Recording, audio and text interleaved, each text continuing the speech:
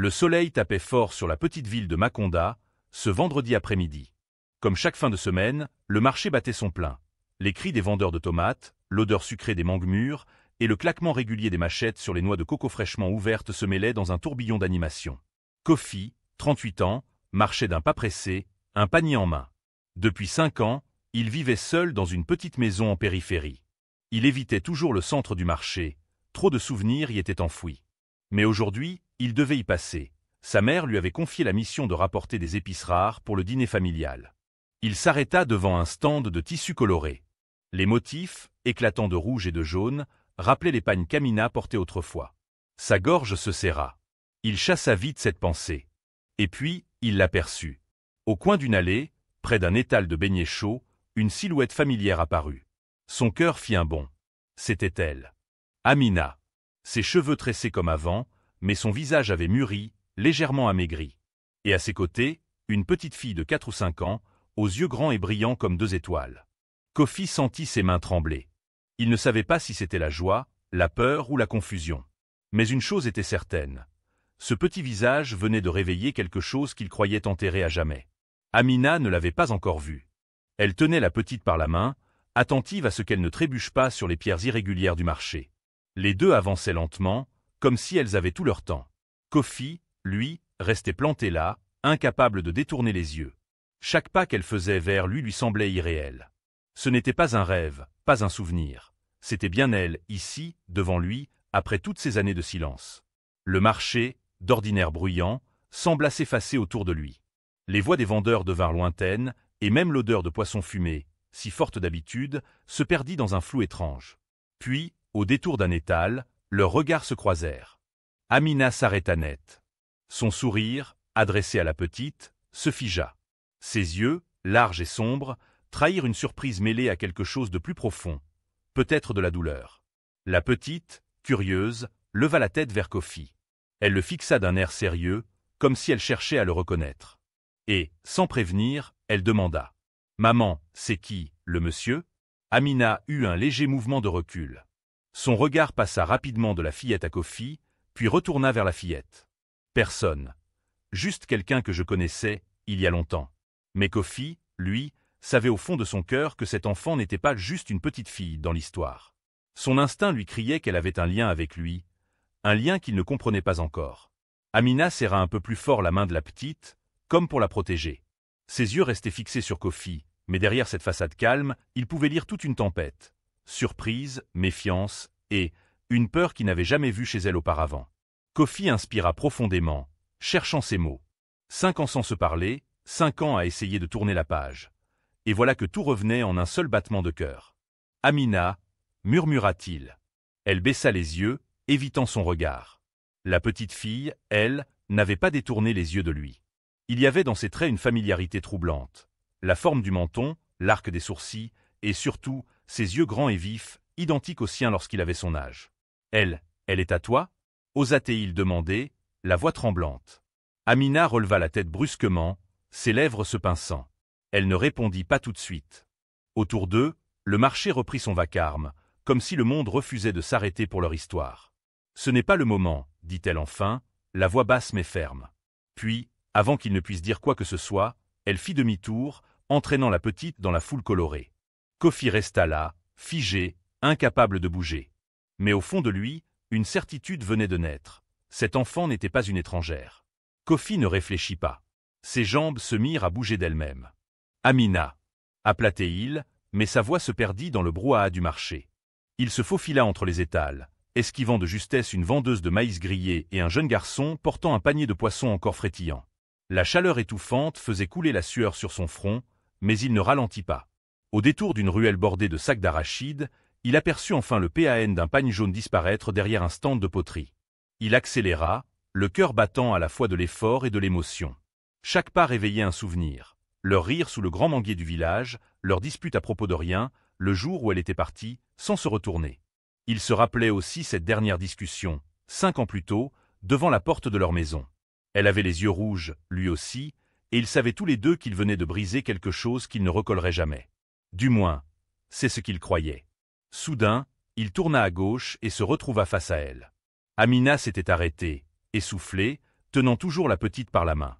Ses yeux lançaient des éclairs. « Pourquoi tu me suis » demanda-t-elle sèchement. Kofi déglutit. « Parce que j'ai besoin de savoir. Qui elle est ?» La petite fille, perplexe, passa de l'un à l'autre. « Maman, pourquoi le monsieur a les mêmes yeux que moi ?»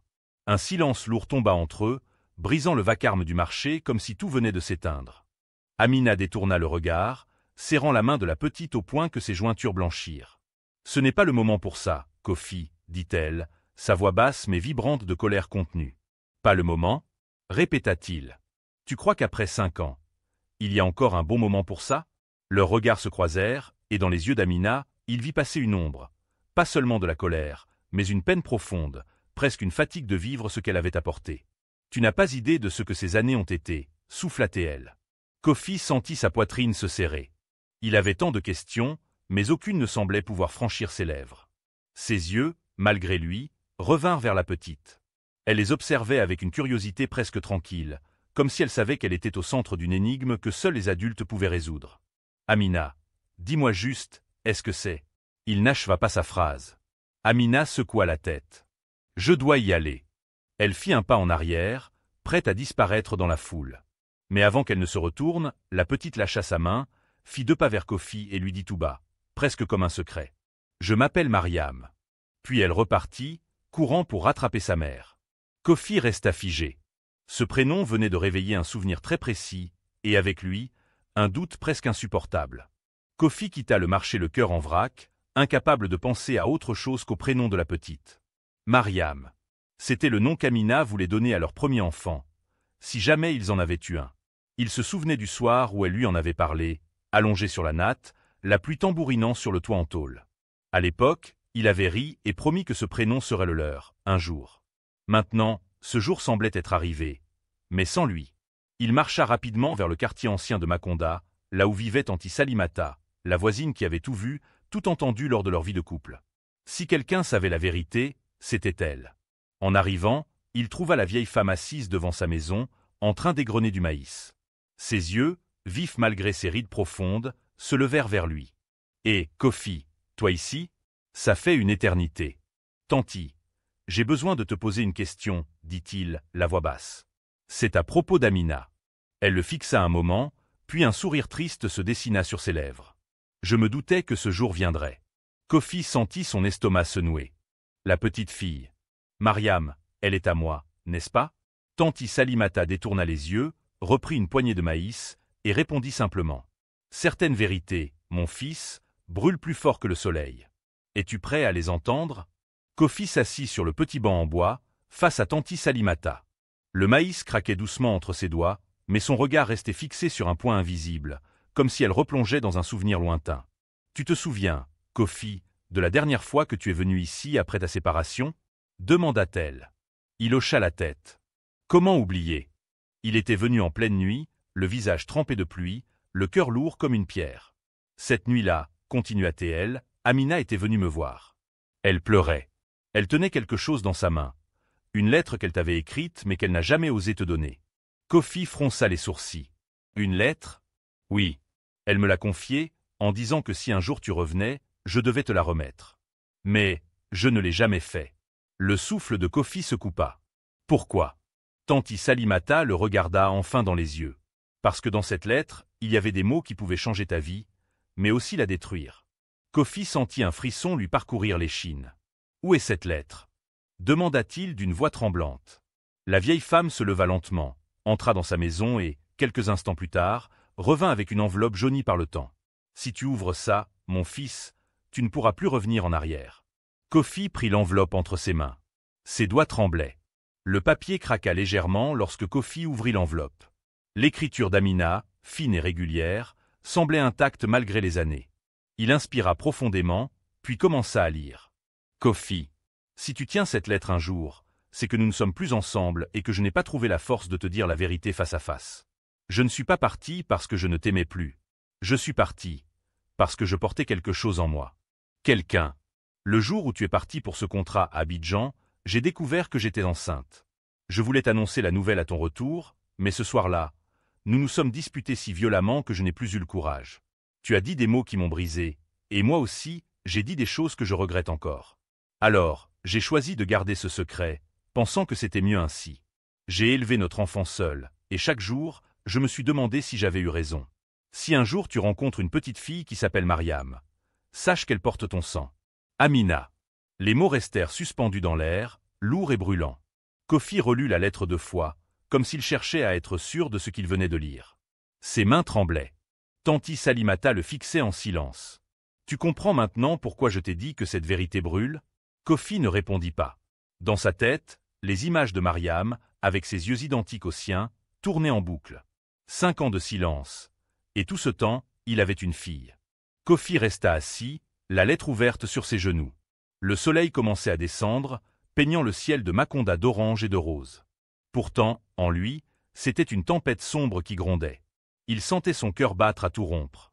Une part de lui voulait se lever sur le champ, courir dans tout le marché, hurler le nom d'Amina jusqu'à la retrouver. L'autre part était figée, incapable d'avancer, submergée par un mélange de colère et de tristesse. « Elle m'a volé 5 ans, souffla-t-il. Tanti Salimata posa une main ferme sur son épaule. « Non, mon fils. Elle t'a épargné 5 ans de douleur. Tu ignores ce qu'elle a traversé. » Mais ces mots ne calmaient rien. « Et Mariam ?» continua-t-il. « Est-ce qu'elle sait qui je suis ?»« Je crois qu'elle a des soupçons, » répondit Tanti. « Les enfants sentent ces choses-là. » Kofi se leva d'un bond, serrant la lettre dans son poing. « Je dois les retrouver. Ce soir. » Tanti secoua doucement la tête. « Si tu vas vers elle avec seulement ta colère, tu perdras Mariam une seconde fois. Réfléchis avant d'agir. » Kofi resta un instant immobile, les yeux rivés sur la route poussiéreuse qui menait au marché. La nuit tombait vite à Maconda, et quelque chose lui disait que s'il ne faisait pas le premier pas maintenant, il risquait de les perdre pour de bon. La nuit avait englouti Maconda, mais le marché bruissait encore des dernières transactions. Les lampes à pétrole éclairaient les étals d'une lueur tremblante, projetant sur les murs des ombres déformées. Kofi avançait d'un pas rapide, la lettre d'Amina serrée dans sa poche comme un talisman et un fardeau à la fois. Chaque visage croisé dans la pénombre lui semblait étranger, et pourtant, il scrutait chacun d'eux dans l'espoir d'apercevoir une tresse, un foulard, un éclat d'étoffe jaune. Il passa devant le vendeur de beignets, celui-là même où il les avait vus quelques heures plus tôt. « Tu as vu Amina ?» demanda-t-il d'une voix basse mais pressante. Le vieux vendeur leva les yeux, réfléchit. « La femme avec la petite ? Elles sont parties par là, vers le quartier des Manguiers.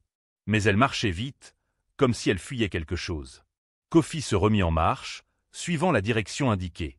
Ses pas résonnaient sur les pavés irréguliers. Le quartier des Manguiers était plus sombre, presque silencieux, seulement traversé par le bruissement des feuilles dans la brise nocturne. À un croisement, il crut entendre un éclat de rire d'enfant. Il se figea. Son cœur bondit dans sa poitrine. « Mariam » appela-t-il doucement. Pas de réponse. Seulement le murmure du vent et, plus loin, le claquement d'une porte qu'on referme à la hâte. Kofi s'approcha, tendu comme un arc. Il savait qu'il n'était plus qu'à quelques mètres, mais aussi qu'un seul faux geste pourrait tout briser. La petite rue s'ouvrait sur une rangée de maisons en banco, leurs murs ocre éclairés par la faible lumière de la lune.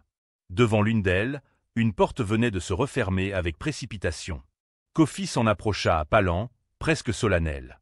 Chaque pas soulevait un nuage de poussière. Son souffle était court, non pas à cause de la marche, mais de l'angoisse qui lui nouait la gorge. Il savait qu'Amina et Mariam étaient derrière cette porte. Il le sentait dans ses tripes.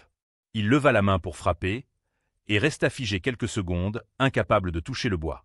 Et si elle refusait de lui parler? Et si Mariam le rejetait? Ses pensées le transperçaient comme des lames invisibles. Finalement, il frappa 3 coups secs. « Amina, c'est moi. Ouvre. » Pas de réponse. Il colla l'oreille contre la porte et crut entendre des pas hésitants à l'intérieur. Puis, une voix tendue. « Kofi, va-t'en. Ce n'est pas le moment. Ce ne sera jamais le moment si tu continues à fuir, » répondit-il, la voix tremblante. « Je sais pour Mariam. » Un silence pesant suivit. Puis le grincement lent d'un loquet. La porte s'ouvrit de quelques centimètres, et dans la faible lumière, il vit les yeux sombres d'Amina. « Tu veux vraiment savoir la vérité ?»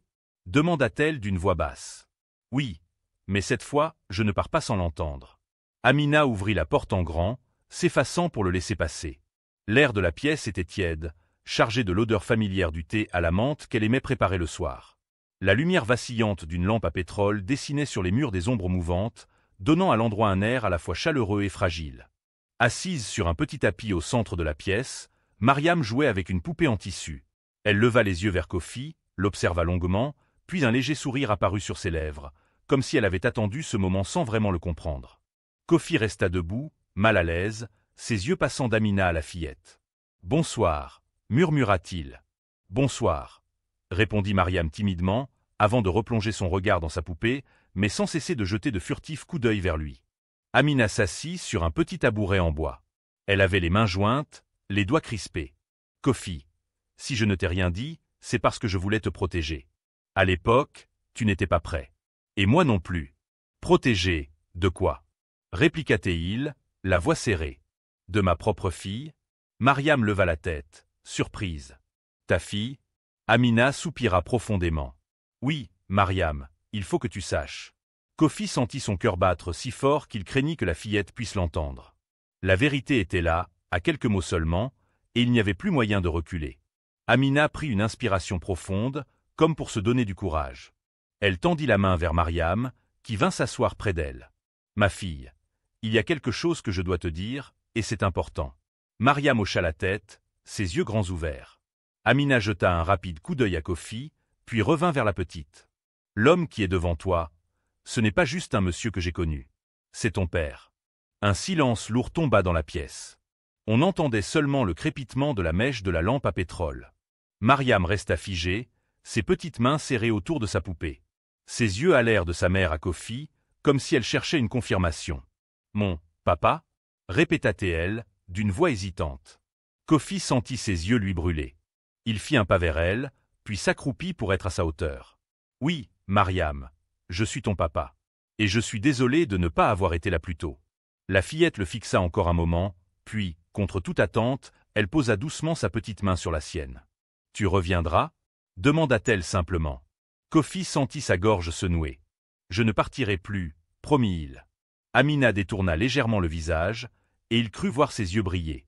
Mariam s'était endormie sur le tapis, sa poupée serrée contre elle. Le souffle régulier de l'enfant emplissait la pièce d'une sérénité fragile. Amina avait glissé une couverture légère sur sa fille, puis s'était assise en face de Kofi, le visage partiellement éclairé par la lampe à pétrole. Pendant quelques secondes, aucun mot ne fut échangé. Seul le chant lointain d'un crapaud et le bruissement des feuilles dans la nuit accompagnaient leur silence. « Alors, raconte-moi, » dit finalement Kofi d'une voix basse. Amina joignit ses mains, hésitante. « Quand tu es parti pour Abidjan, j'ai appris que j'étais enceinte au bout de 2 semaines. J'étais heureuse, Kofi, mais ce soir-là, quand tu es revenu et qu'on s'est disputé, j'ai vu dans tes yeux que tu étais déjà loin de moi. » Kofi serra les poings. « Tu aurais dû me le dire. Et si tu m'avais dit que ce n'était pas le bon moment? Ou que tu ne voulais pas de cet enfant ?» murmura-t-elle. « J'avais trop peur de perdre encore plus que ce que j'avais déjà perdu. » Elle marqua une pause, le regard perdu. « Alors, j'ai quitté la ville, je suis retourné chez ma tante à Koudougou. Mariam est née là-bas. Je l'ai élevée seule, en travaillant sur les marchés. Je voulais qu'elle grandisse dans un environnement stable, sans la guerre que nous menions l'un contre l'autre. » Kofi passa une main sur son visage, partagé entre la colère et une immense tristesse. « Et aujourd'hui? Pourquoi tu n'es pas resté caché ?» Amina le regarda enfin droit dans les yeux. « Parce que Mariam commence à poser des questions. Et je savais qu'un jour, elle voudrait te connaître. » Kofi sentit alors que cette nuit-là n'était pas un hasard, mais peut-être une chance. La discussion s'était étirée jusqu'à tard dans la nuit. Épuisé, Kofi avait fini par s'assoupir, assis contre le mur, la tête légèrement penchée. La lampe à pétrole s'était éteinte d'elle-même, laissant place au silence feutré de la maison endormie. Quand il ouvrit les yeux, une douce lumière dorée filtrait par la petite fenêtre. Il entendit le bruit métallique d'une marmite et l'odeur irrésistible du bouilli de mil parfumé à la cannelle lui chatouilla le nez. En se redressant, il vit Mariam assise juste en face de lui, la tête penchée sur le côté, l'observant comme on observe un animal rare. « Tu dors bizarrement » dit-elle en riant doucement. Kofi éclata d'un rire surpris. « Et toi, tu regardes les gens dormir ? Maman dit qu'il faut toujours observer les nouveaux, » répondit-elle avec un sérieux enfantin. Il la regarda, ému par cette petite fille qui avait son sourire. « Eh bien, je suis nouveau dans ta vie, mais je veux y rester longtemps. » Elle hésita un instant, puis se leva, prit une petite calebasse et la lui tendit. « Bois. C'est pour toi. » Il accepta, touché par ce geste simple mais plein d'innocence. Pendant ce temps, Amina, accroupie près du feu, jetait des coups d'œil discrets vers eux. Il y avait dans ses yeux quelque chose de doux, presque apaisé, comme si elle voyait se tisser un lien qu'elle avait longtemps redouté, mais secrètement espéré. Après le petit déjeuner, Mariam insista pour que « papa » vienne avec elle au marché. Amina hésita, mais devant le sourire suppliant de la petite, elle céda. Ils sortirent dans les ruelles encore fraîches du matin. Le soleil, timide, peignait les façades de couleurs dorées. Les vendeurs installaient leurs étals, les cris des coqs se mêlaient au tintement des casseroles en métal. Mariam tenait la main de Kofi, sautillant à chaque pas. « Tu as déjà mangé des beignets au miel ?» demanda-t-elle avec enthousiasme. « Oh oui, mais peut-être pas les tiens préférés, » répondit-il en riant. Amina, marchant à côté d'eux, observait la scène en silence. Voir Mariam si à l'aise avec son père, après quelques heures seulement la troublait. C'était beau, mais aussi dangereux. Elle savait que l'attachement pouvait vite devenir une arme à double tranchant. Ils s'arrêtèrent chez un vendeur de pagnes. Mariam insista pour que Kofi en choisisse un. « Comme ça, quand tu le porteras, tu penseras à moi. » Il prit un tissu bleu et or, au motif de feuilles de manguier. « Celui-là. Il est beau, et il me rappellera toujours ce jour. » Amina esquissa un sourire discret, mais dans ses yeux, une ombre persistait. Elle craignait que cette journée, si douce en apparence, ne soit que le calme avant une tempête qu'il ne pourrait pas éviter. Le soleil était maintenant haut dans le ciel, et le marché de Maconda battait son plein. Les odeurs de poissons fumés, de gingembre pilé et de pain chaud se mélangeaient dans l'air lourd. Kofi marchait aux côtés d'Amina et Mariam, le pagne bleu et or soigneusement plié sous son bras. C'est alors qu'une voix grave retentit derrière eux. « Hé, Kofi !» Il se retourna brusquement. Un homme grand, au visage marqué par le temps, se tenait là, un large sourire affiché, mais ses yeux, eux, étaient froids. Bako. Un ancien collègue d'Abidjan. Ça alors, fit Bako, je ne m'attendais pas à te voir ici, avec ta femme et ta fille. Amina se raidit immédiatement. Je ne suis pas sa femme, répondit-elle sèchement. Bako haussa les sourcils, amusé. Ah, pourtant, à Abidjan, on disait que c'était fini entre vous, à cause d'une histoire pas très claire. Kofi sentit la colère lui chauffer les tempes. Ce n'est ni le lieu ni le moment, Bako. Mais l'homme ne s'arrêta pas. Il posa ses yeux sur Mariam, qui se serra contre Amina. Jolie petite. Elle ressemble beaucoup à. Ça suffit, coupa Kofi, faisant un pas en avant. Autour d'eux, quelques passants commençaient à s'arrêter, intrigués par la tension qui montait. Amina, elle, serrait la main de Mariam, prête à l'emmener loin de là. Elle savait que la présence de Bako signifiait que les vieilles blessures n'allaient pas tarder à se rouvrir. Le marché sembla se figer autour d'eux. Les cris des vendeurs se firent plus lointains, comme étouffés par la tension qui montait. Kofi s'avança vers Bako, le visage fermé. « Je t'ai dit que ce n'était pas le moment. » Bako croisa les bras, son sourire moqueur toujours accroché à ses lèvres. « Oh, je vois. Monsieur veut jouer au père parfait devant la maman. Mais dis-moi, est-ce qu'elle sait tout, elle ? Ferme-la, Bako. » Amina fronça les sourcils. « Qu'est-ce qu'il essaie de dire, Kofi ?»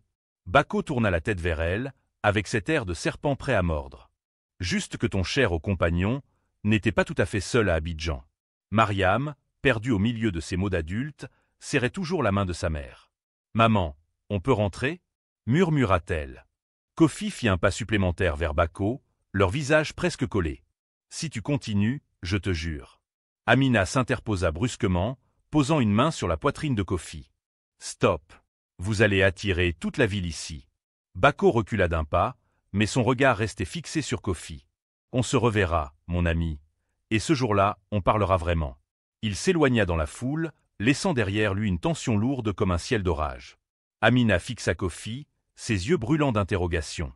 De quoi parlait-il, Kofi ? Kofi détourna le regard, évitant les yeux d'Amina. « Ce n'est pas le moment, murmura-t-il. »« Pas le moment ?» répéta-t-elle, piquée au vif. « Tu crois que je vais rester là à te suivre sans savoir ce que cet homme insinuait ?» Il sentit sa gorge se nouer.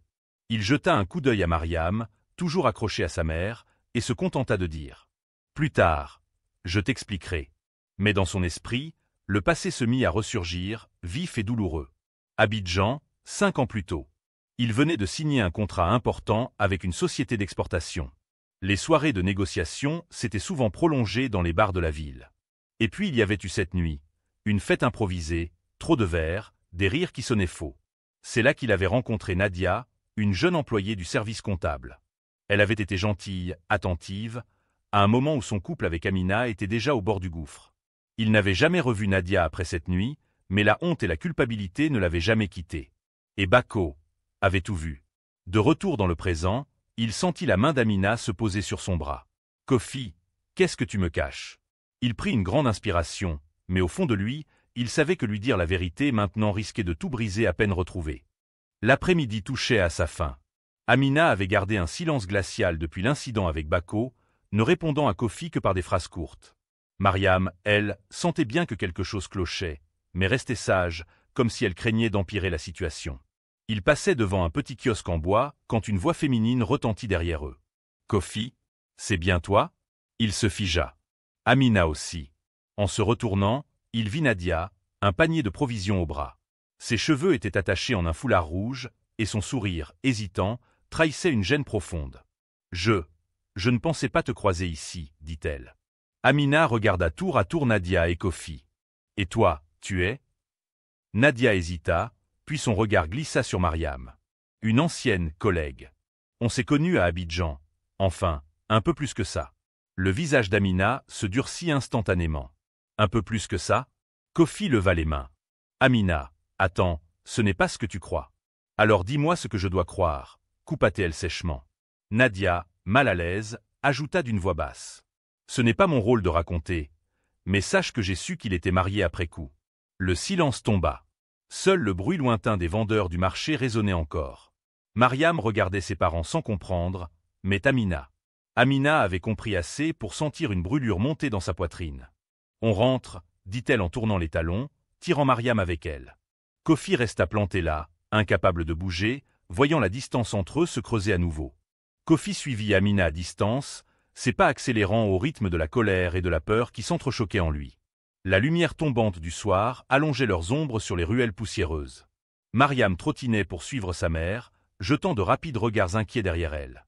Lorsqu'elles arrivèrent devant la petite maison en banco, Amina poussa la porte d'un geste sec et fit entrer Mariam avant de se retourner vers Kofi. « Tu restes dehors, » dit-elle froidement. « Amina, s'il te plaît, laisse-moi expliquer. » « Expliquer quoi ? Que pendant que j'étais seule à porter notre enfant, toi, tu trouvais du réconfort ailleurs. » Kofi serra les poings. « Ce n'était pas comme ça. »« Alors c'était comment ?» répliqua-t-elle, sa voix montant d'un ton. « Parce que là, j'aimerais bien comprendre. » Il fit un pas vers elle, mais elle recula, posant la main sur la porte. « J'ai déjà assez souffert, Kofi. Je ne te laisserai pas tout recommencer. » La porte claqua. Il resta devant, les mains tremblantes, la poitrine écrasée par le poids de ce qu'il venait de perdre, à peine retrouvé. Derrière le bois, il entendit la voix douce de Mariam. « Maman, papa va revenir, hein ?» Amina ne répondit pas. La nuit s'était abattue sur Maconda, et le silence du quartier des Manguiers était seulement brisé par les chants lointains des grillons. Kofi restait debout devant la porte close, incapable de partir, incapable d'avancer. La lettre d'Amina, toujours dans sa poche, lui semblait peser comme une pierre. Il finit par s'éloigner, ses pas résonnant dans les ruelles désertes. Les paroles de Bako et de Nadia tournaient en boucle dans sa tête, mêlées au regard blessé d'Amina et au visage innocent de Mariam. Arrivé sur la place centrale, il s'assit sur un vieux banc en bois, la tête entre les mains. « Si je pars maintenant, je la perds pour de bon. Si je reste, je dois affronter tout ce que j'ai fui. » Il leva les yeux vers le ciel, où une lune pâle se dessinait entre les nuages. C'est là qu'il prit sa décision. Il ne chercherait pas à se justifier avec des mots, mais avec des actes. Le lendemain, il irait trouver un emploi stable à Maconda. Il s'installerait ici, près d'elle, et chaque jour, il prouverait qu'il pouvait être le père que Mariam méritait, et l'homme qu'Amina avait espéré autrefois. Mais il savait aussi qu'avant tout, il devait confronter Bako et tirer un trait définitif sur ce passé qui continuait de lui coller à la peau. Le matin suivant, Kofi se leva tôt, bien avant que le marché ne se réveille. L'air était encore frais, et une légère brume recouvrait les ruelles. Il savait exactement où trouver Bako, près du vieux quai, là où les pêcheurs déchargeaient leurs filets au lever du jour. En approchant, il aperçut l'homme, adossé à un mur, une tasse de café fumant à la main. « Tu es venu pour finir la discussion ?» lança Bako avec un sourire en coin. Kofi s'arrêta à quelques pas, les yeux plantés dans les siens. « Je suis venu pour que tu comprennes que ton jeu est terminé. » Bako haussa les épaules. « Moi, je ne fais que dire la vérité. C'est toi qui as peur qu'elle l'entende. »« Non, » répondit Kofi d'une voix ferme. « Je n'ai plus peur. Oui, j'ai fauté à Abidjan. Oui, j'ai été faible. Mais ça ne te donne pas le droit de détruire la relation que j'essaie de reconstruire avec ma fille. » Bako le fixa longuement, puis eut un léger rire. « Reconstruire. Tu crois que c'est si facile ? Non, admit Kofi. Mais je préfère échouer en essayant qu'abandonner avant même d'avoir commencé. Un silence tendu s'installa. Finalement, Bako se détourna. Très bien. Je ne dirai plus rien.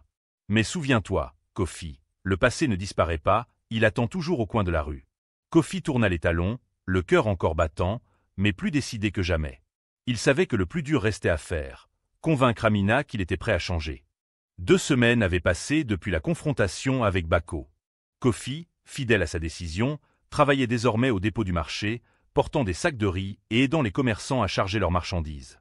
Chaque soir, il passait devant la maison d'Amina, déposant parfois un panier de fruits ou un sac de farine sur le pas de la porte, sans un mot. Au début, Amina ne réagissait pas. Puis, un soir, elle sortit sur le seuil au moment où il déposait un petit pot de miel. « Pourquoi tu fais tout ça ?» demanda-t-elle, méfiante. « Parce que je veux être là. Pas seulement en parole, mais en acte. » Elle resta silencieuse, mais cette fois, elle ne claqua pas la porte. Les jours suivants, il eut droit à un sourire timide, puis à quelques minutes de conversation. Mariam, elle, courait vers lui à chaque fois, l'embrassant avec l'innocence que rien ne pouvait encore briser. Un dimanche matin, Amina l'invita enfin à prendre le petit déjeuner avec elle. En le voyant assis à table, Mariam sur ses genoux, Amina surprit son propre cœur battre autrement. Elle se souvenait encore de la douleur, de la trahison. Mais ce qu'elle voyait là, c'était un homme qui portait des caisses toute la journée, qui riait avec leur fille et qui baissait les yeux chaque fois que son passé menaçait de revenir. Et dans ce petit visage heureux, celui de Mariam, elle comprit que, malgré tout, peut-être, une nouvelle histoire pouvait commencer.